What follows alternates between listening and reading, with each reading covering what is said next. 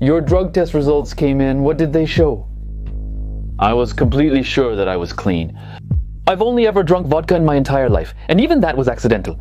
When I was little, I thought shot glasses were tiny cups for little kids, but that was a very bad assumption. Why did this cop decide to check me and with such severity? It's okay, you're clean, good. Well, then release me from the cell. I can go. I need to attend the casting in MrBeast's country.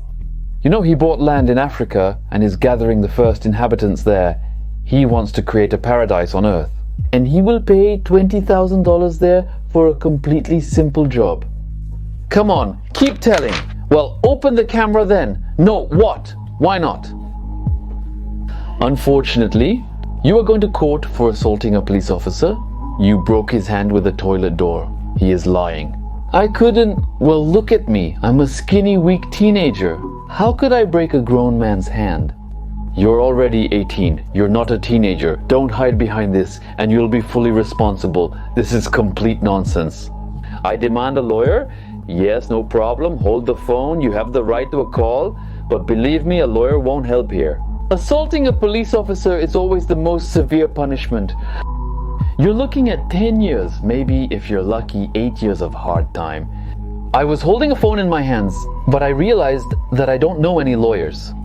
And until the end, I didn't want to tell my father about what happened to me. Because I lied. I said that I went to my grandmother's for a week. He was against participating in MrBeast's project. Well, what can I do? I'm broken. I'm calling Dad. Hello, Dad. Here's the thing. I'm in jail. Dad, this is not a joke. I took a drug test. I broke a policeman's hand in the toilet cabin door, and the police accused me of breaking his hand. This may sound like a joke, but it's absolutely not. If you had told me the truth, that you were just tired of being at Grandma's, I would have picked you up then. That's it, step back. You're already 18. You can stay there forever. I'm done. I'm tired of you. Hello, Dad, Daddy, Papa. The call is over. I'm taking you to court. Turn around. Put on your handcuffs. They led me through the corridors for a long time, eventually bringing me to a basement staircase. What kind of court is in the basement? It's strange. There was a large room in the basement, but it really did look like a court. Well, maybe they don't have the budget for a proper room. Ivan Kurapov, you are accused of attacking a police officer. Are you even aware? You broke his arm with nerve damage. He can't move his thumb now. I turned around and saw the same cop with a broken arm. What, Judge, did you see? He's twiddling his fingers. The subdued quietly needs your honesty to turn to me. And they didn't give you a word. It's up to the medics to determine whether his finger is twitching or not. And I have an expert opinion on my table that there is a movement disorder in the thumb. Maybe he has a stroke. It's your honor now. I just wanted to close the toilet cabin so he wouldn't look while I was peeing into a cup to take drug tests. For the record, there was no reason to suspect me of drug use. I didn't break the law. I was in a public place by the road. Why on earth was I suddenly made to take a drug test? Quiet! You were in an industrial zone. There are oil refineries. What's an ordinary guy doing there? I was auditioning for the MrBeast show, but maybe you've heard he bought a huge territory in Africa and wants to create a country where everyone will live happily. A salary of $20,000 for simple work. Have you heard? No, that's why they checked you for substances. Which MrBeast in the industrial district? Yes, and in our country he's supposedly Mexican. Wait, but I was definitely there. There's a huge sign of MrBeast's country. Alright, let's proceed the following way. I'm sending a police officer to your address. And if there's really something there, we'll sort everything out there. And we'll let you go with apologies. But if there's nothing there, we'll send you not to a regular prison, but to an experimental prison for the mentally ill. So the court declares a 30-minute break. Whew, everything will be fine. They will definitely release me. I've already imagined how I would live in the country of MrBeast. This is Africa. It's warm there. It will be like Dubai. I've never been to Dubai, but now I'm gonna live there. 30 minutes passed unnoticed, but when that very policeman with a broken arm walked into the hall, I understood everything. In his opinion, Your Honor, no commercial or non-commercial organizations were found at the address given by the defendant.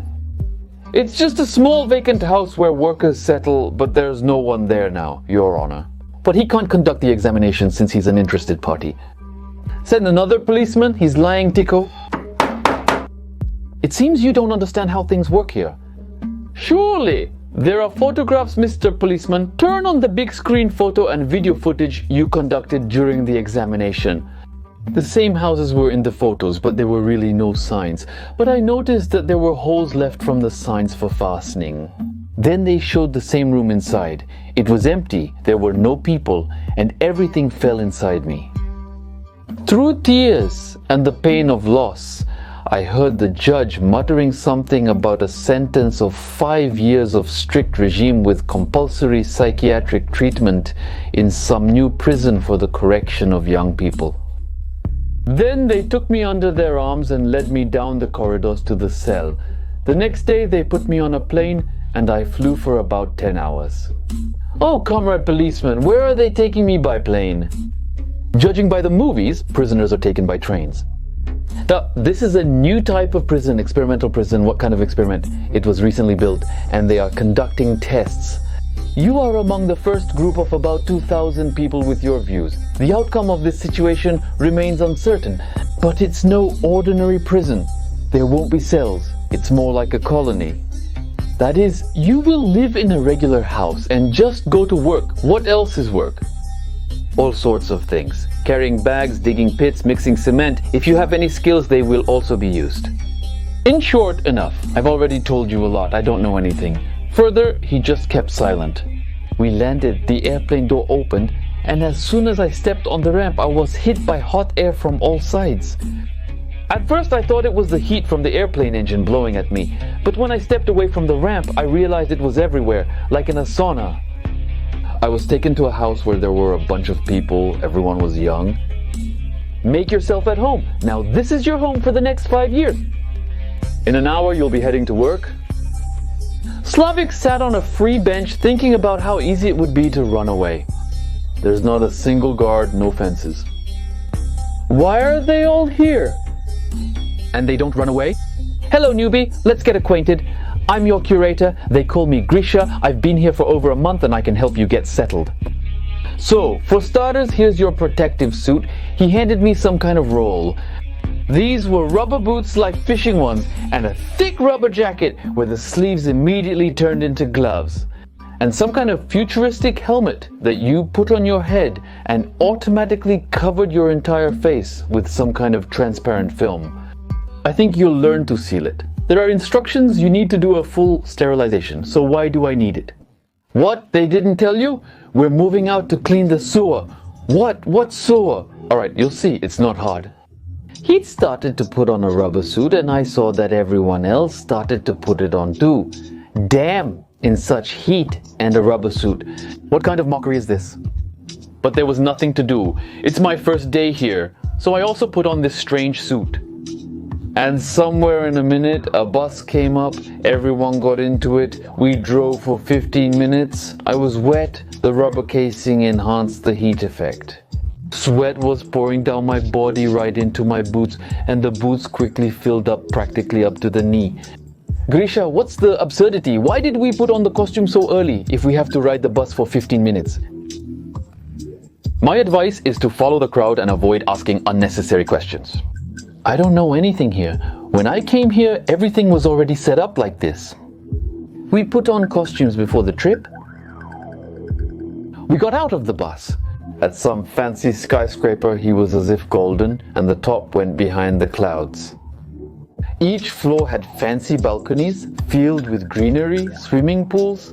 It was visible that people periodically come out, look at us from above, but do not hold their gaze. Quickly go deep inside. We friendly approached the skyscraper.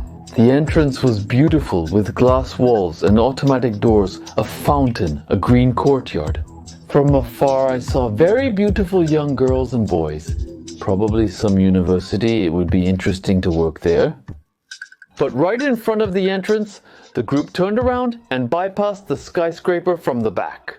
Apparently, they approached the black entrance, and when the door of the black entrance opened, a foul smell of sewage hit the nose. There was a staircase that led down. We descended several more floors down. The smell was unbearable, and we had to put on a transparent respirator. The lower floor was flooded with black liquid. The whole team went inside. I flinched. Behind them, the rubber suit clung tightly to my legs. The bottom was all slippery mounds, so you could easily trip. Several people splashed right in front of me, splashing me, but I held on. Damn, it's up to the waist today. It was only up to the knee yesterday. Probably. New residents have arrived. We'll have to work longer, but thankfully newbies have been brought in. Maybe we'll manage. What the hell is this? You're right, it's crap, sewage, some kind of joke, a super modern skyscraper, and everything below is in shit, didn't you know? This is a problem with all skyscrapers. It's tall long, but the pipe is small. A bunch of people throw whatever they want into the toilet. Cigarette butts, matches, wet wipes, tampons, even diapers. The grates leading to the cleaning floor get clogged and need to be cleaned. It's nonsense that we're not in the 17th century when they dumped stuff in the street. Now it's progress and we'll clean everything up. Maybe some kind of machine with a suction will come? No, a stinky machine with suction, how do you imagine that? Put such a stinky machine at a fancy skyscraper? I don't know, but in my city such a machine comes when there is a breakdown in the basement. Ha ha ha, so this is your city. This is a very cool place. Yes, you can even blind a shithead. We went deep into the floor. Various tools were hanging on the walls, something like a bunch of hooks and shovels, and in every corner there was some huge cauldron. Grisha took a hook and started poking somewhere at the bottom. Look, there are bumps here. You must have felt them with your feet. This is exactly like the garbage stuck on the grid. Sewage masses pull along wipes. All these rags and clog the grid and gradually form such a plug. It needs to be dug out into that corner bucket. He grinds all this into a homogeneous mess and salts it again. So we'll clean the entire technical floor. Grisha deftly wielded the crowbar and quickly got some huge chunk of black metal, showed it to me, and smiled. And in the place where he got this chunk, a small hole formed. The liquid started to be drawn into the cleaned pipe. It turned out well. I need to go over it with a shovel and then pierce the holes with a sharp end. I never liked all this madness, but I decided to play the fool for a while, learn everything, and escape from this hellish prison. We were digging for 3 hours. Towards the end, I felt like I was losing consciousness from the heat. I took off the mask, but Vanya instantly put it back on from the shock. I was really fed up with this. I turned around and went to the ladder. No one even stopped me. Great, I'm leaving now. I came out of the basement, took off my mask, finally breathed in the clean air. It was not fresh, hot, stuffy, super dusty. Because of the sand, nothing could be seen except for this damn skyscraper. I decided to go along the road. Maybe I'll get somewhere, but the road was covered with sand. There was literally nowhere to go.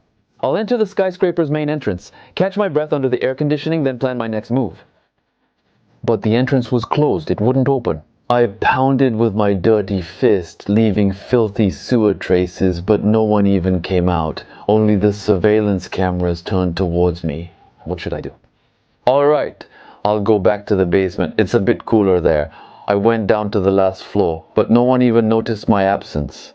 Everyone continued to work, and by the way, the level of sewage has significantly decreased. The work was well done. Everyone continued to trudge through the floor filled with filth, and with their feet they were digging holes, clearing them with hooks, shovels. Look, the filth is already up to the ankles. Almost everything has been cleaned thanks to the newcomers. But the sky tomb quickly fills up with new inhabitants, so it might be worse tomorrow. Oh God, who lives there at all? And why do they throw all these wet wipes and diapers into the water pipe? First-class citizens. Is this some kind of joke? You laugh. In what kind of country do citizens get categorized? Wait, didn't they tell you? This is the country of MrBeast.